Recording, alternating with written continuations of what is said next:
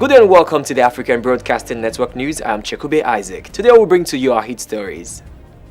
The presidency on Sunday described as a false accusation, a statement credited to the president of the Senate, Bukola Saraki, that the executive was to blame for the delay in approving the supplementary budget for INEC. The senior special assistant to the president on media and publicity, Garba Shehu, reacted on behalf of the presidency in a statement made available to journalists.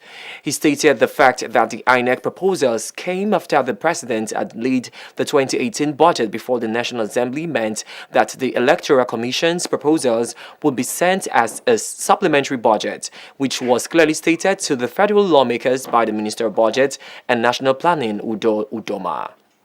Shehu also recalled that in giving his assent, Buhari said he was compelled to sign the budget so as not to keep the economy continuously on a standstill. Shehu said it was noteworthy that it was the first time in Nigeria's history that a government would bring together the costs of an election in one budget, with each agency involved invited to defend their portion of the budget before the National Assembly, which he said was all part of the transparency that the government was known for. He claimed that in the past, governments would approve INEC budgets and funding without a breakdown.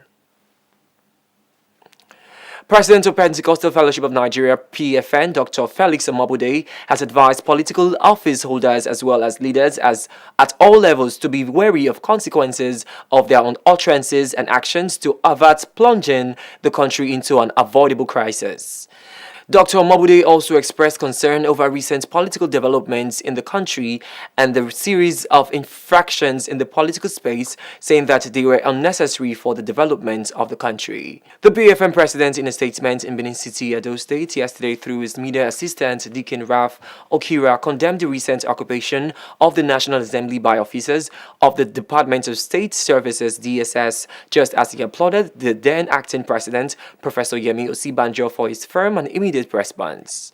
He enjoined those concerned in the actions to take note of the fact that there can be no justification for such an act, which he said was clearly inimical to Nigeria's democratic credentials, adding that such demeanor was capable of truncating democratic rule in Nigeria. Greece has been emerged from Eurozone bailout. Details on our business news. For the first time in 8 years, Greece is now free to borrow money on the financial markets after they have successfully completed a 3-year Eurozone bailout program designed to help it cope with the fallout from its debt crisis. Greek government was forced to introduce a series of unpopular austerity measures that helps the economy to grow slowly in recent years, but is still 25% smaller than when the crisis began. The European Stability Mechanism (ESM) provided the country with €61.9 billion over the 3 years. This supported the Greek government's effort to reform the nation's troubled economy and capitalize its bank. The ESM is a fund set up by the countries that use the euro currency to deal with a financial crisis. ESM Chairman Mario Centeno said Greece can stand on its own feet as it had made available another $27 billion to Greece, but said the country has not needed to call on it.